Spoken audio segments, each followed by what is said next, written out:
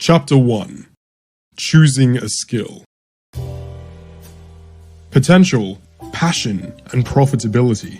A recipe for success. Before you devote thousands of hours to something, here's how to make sure it's worthwhile. First of all, potential. Natural talent is far less important than most men think it is in order to develop a skill. But it does exist. Have some common sense and avoid aspiring to be in the NBA if you're 5'4". Avoid aspiring to be the next Mozart if you're not even creative.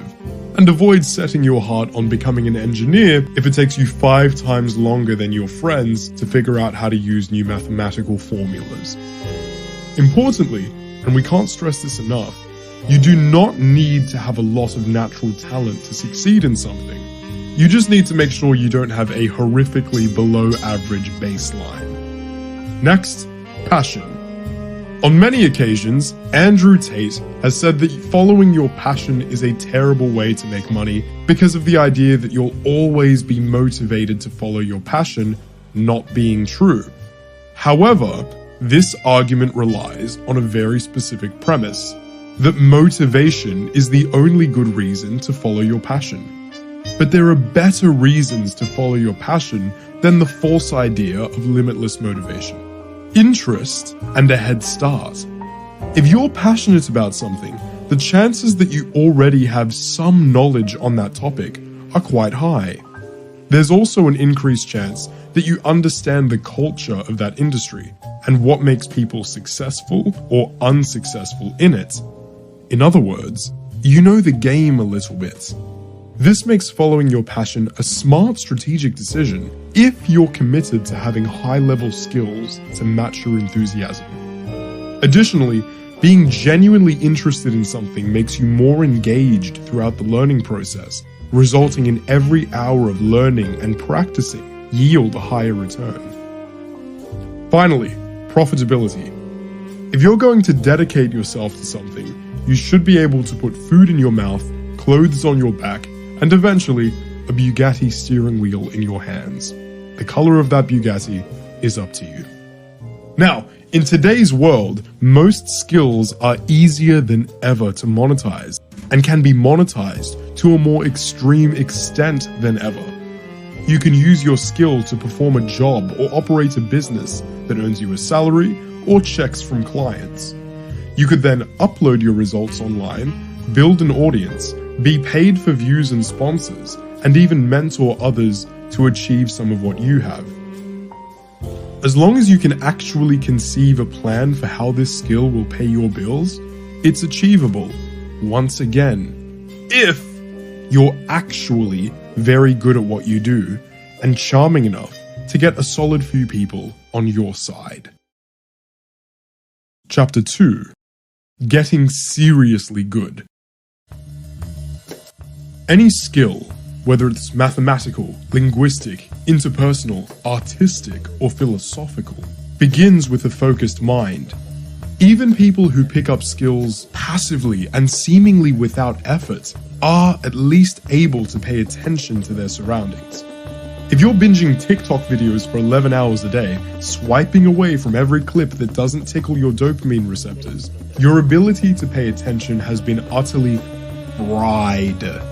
1 hour of study with your brain is not worth nearly as much as 1 hour of study with a healthy brain. The good news is that your brain can unfry faster than you think. Just 1 day of screen time of less than 1 hour with healthy sleep, a bit of sunlight exposure, a good diet, and some reading will have you feeling sharper than you do right now. After a week, half the damage is already gone. Keep it up for a month, and apart from facing the challenge of fighting withdrawals and addiction, every second of your effort is now worth more than it was before, meaning you get more ROI as you put in effort to developing your skill set. Chapter 3. But for what is a man, what do I actually do? Great question. When it comes to actionable steps, I recommend itemizing every specific element of your skill set every micro skill required to master it, and ensuring that you are developing all of them regularly. For instance, a soccer player who plays in a striker's position needs to have strong passing, dribbling, and shooting. We could get really in-depth on these skills and expand shooting to penalties, free kicks, long-range shots, close-range shots, chips, and so on. Do you actually know all of the micro skills required to master your industry of choice?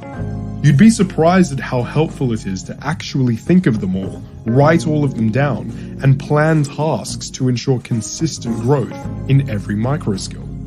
As each micro skill compounds over days, weeks, months, and years, your overall level will skyrocket. Chapter 4. Intangibles and moving forward.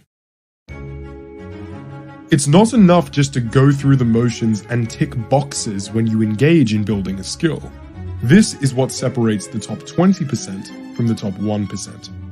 While the top 20% pat themselves on the back for doing 3 hours of practice in a day, which is still better than what most people actually commit to consistently, the top 1% will ensure that they actually got something out of each hour, that they can now perform something better than they could before the session began, that they can actually recite information or perform something that they wouldn't have been able to do an hour ago.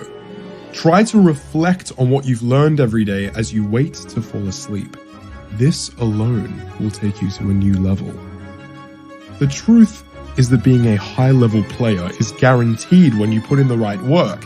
It's not hard to be recognized once you've dedicated yourself and become worth recognition. The hard part is actually dedicating yourself in the first place. Take a look in the mirror and ask yourself, answering with brutal honesty, am I actually dedicating myself? Or am I a joker? Let us know the answer in the comments. Good day.